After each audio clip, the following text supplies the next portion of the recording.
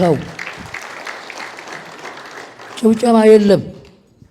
ጭብጨባ ማደናገሪያ ነው።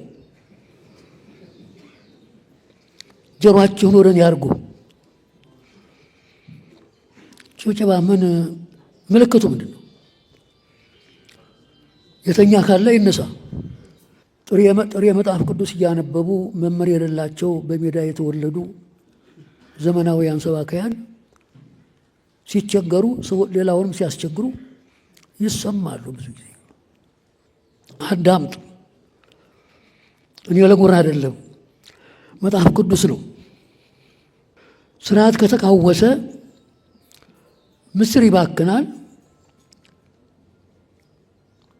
ከሃይማኖት ውጭ የሆኑ ሰዎች ይደሰታሉ።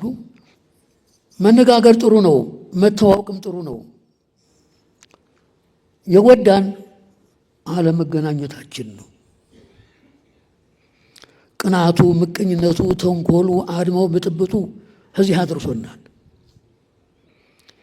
የዲያብሎስ መርዝ እኮ ገና አልተነቀለም፣ ገና እኮ ነው።